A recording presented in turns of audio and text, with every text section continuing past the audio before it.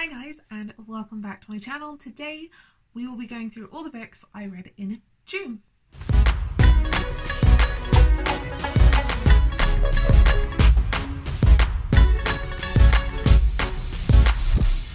So in June I read a total of 14 books. Let's jump in with the non-fictions. I read 2 non-fiction books this month, and the first one I read was Why I'm No Longer Talking to White People About Race, and this is about racial issues, and also it's more focused in Britain, so the issues and histories of racism and how it's ingrained in Britain and British culture. It also touches on feminism and like just daily struggles and experiences and how, you know, you can help, how you can be a better ally. It was great. I really enjoyed it. I highly recommend. I am going to be buying a copy, a physical copy for my shelves, because I just read the ebook and listened to the audiobook. The next non-fiction book I listened to, yeah, I don't know why I was thinking I didn't listen to it, was All Boys Aren't Blue, and this was so good.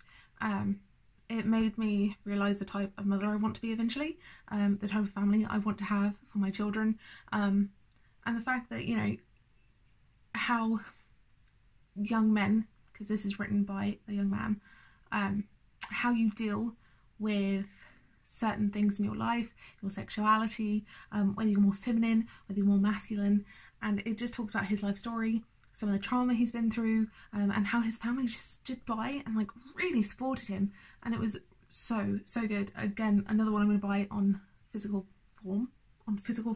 Another one I'm going to buy a physical copy of, because it was just so good. It's one I want my husband to read. I think everyone, again, if you should just pick this up. It was so good. So good. Right, so let's jump into ebooks. The first one I finished this month was Full Moon. This is the second book in the Dresden Files, and we are still following Harry Dresden on his wizarding police detective cases. This was a lot better than the first one. I still really enjoy them, and I can't wait to continue on with the series. Very good. Due to the title, I think you can like piece together what kind of supernatural creature we're dealing with. But yeah, I really liked it. It was very enjoyable. I then picked up I'm Not Dying With You Tonight. I asked for an arc of this in September of last year, I think, and got denied, which fair enough. But then I picked up a copy on my Kindle in February, and this is just a really good, hard-hitting YA contemporary that explores the night of rioting, why the riots broke out. It looks at a young white girl who is experiencing financial trouble and family trouble, and then a young black woman who has her life kind of together, and it shows them coming together to survive this night and understanding their problems together. It was just really good. It didn't really have a point at the end, like a good solid roundup. I think it could have used an extra 100 pages, because I would have liked to see what happened after like they got to where they were going, and some things didn't necessarily make 100% of sense, but also looking back to when I was a teenager, I probably would have made some of the same choices. Yeah, I think it's good. I think if you have a young adult in your life, I think this would be a good read for them. If you are a young adult, pick it up. If you like YA, pick it up. So yeah. Then I read Dark Matter, and I can't really tell you much about this because it would spoil it. But one night, our main character is walking home, and he gets kidnapped, and his world changes forever. It's very sci-fi, it's super thriller, it was very good, I enjoyed it. I think my husband will really like it because it's like sci-fi, but like cool sci-fi. Sci-fi that I like. He likes really dense, heavy, sciencey sci-fi.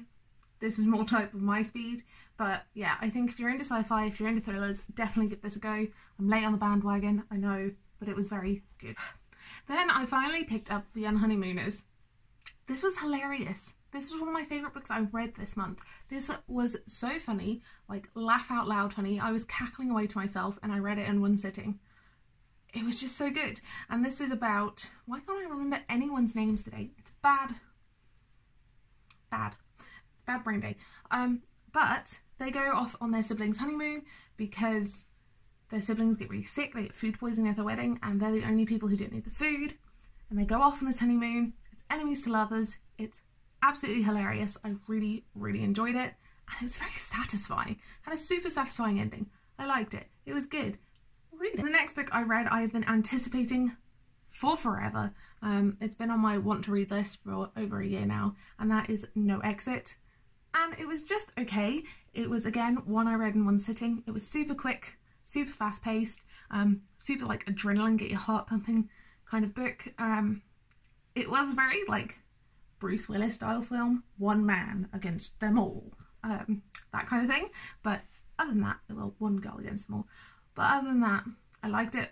We follow our main character as she is stuck in a snowstorm, so she pulls off to the rest area. She looks in a van and there is a girl in a cage, and she doesn't know who's there, whose car it is, who did it, so she's trapped in a snowstorm at this rest area with a kidnapper.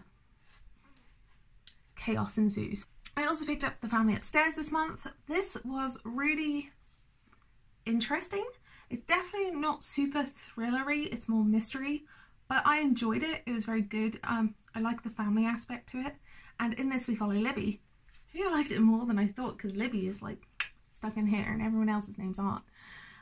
We follow Libby as she is about to inherit this house that was left to her by her birth parents, but little does she know what actually happened in this house, and like there's more to the story, and there's more people waiting there at the house waiting for her to turn up.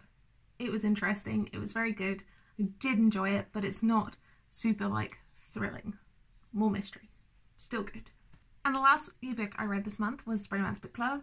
This is about Gavin, who is struggling in his relationship. He's found out his wife has been lying to him about the big O, and a few other things are happening in their marriage, and this is his like there we go. This is his last ditch effort to have to just save everything. He has to put everything into it, and so his friends get together and introduce him to the Bromance Book Club, where they read romance novels in order to learn how to woo their wives, save their marriage, and how to just do things better as men, I guess, like from a feminine standpoint. There we go, I can't speak today. And this was so cute. I love Tia, her like snark and sass was great. I loved their relationship, that was so cute. This was a very enjoyable book, and if you're wanting a romancy book, I recommend this one. Right, so ebooks, quick, fast, pace, done. Right, next, physical books. I read some physical books this month, shockingly. Only 2 of them were on my TBR. That's a lie, only 1 of them was on my TBR. I bought another ebook. Let's start with the one that's not related to the other ones at all. I read Cloud Atlas by David Mitchell. This is good, but like, I don't know how to explain it to you, because it's a bunch of different stories, but they're all related somehow.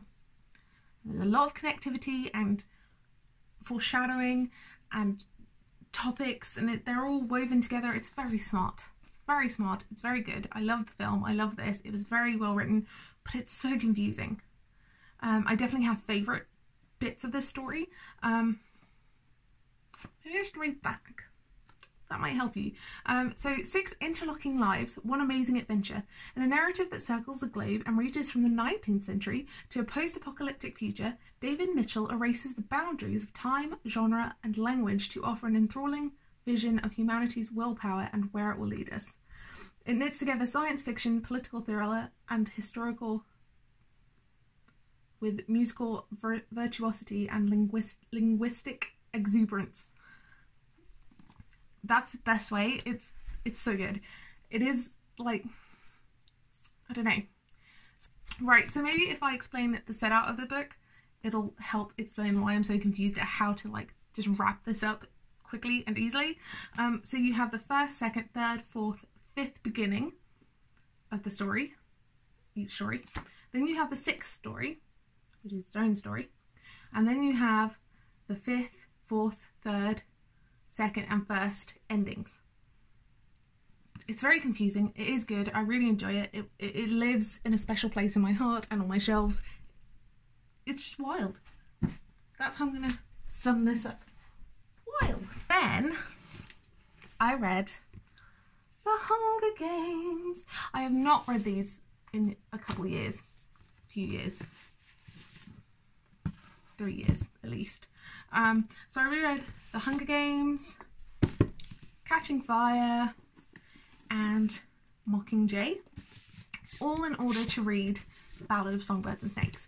If you don't know what The Hunger Games is about, in this we follow Katniss Everdeen as she has just... Does it say? Does it say?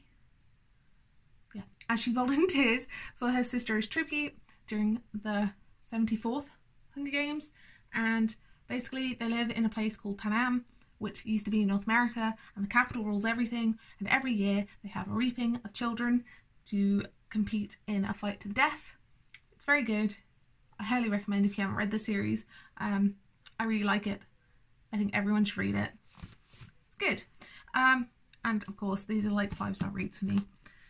And then I picked up The Ballad of Songbirds and Snakes, which follows President Snow during the 10th annual Hunger Games. So the Hunger Games are just getting started. And then President Snow, who's still a baby in this, like he's a young man, and I enjoyed this while I was reading it, but I don't know what to rate it.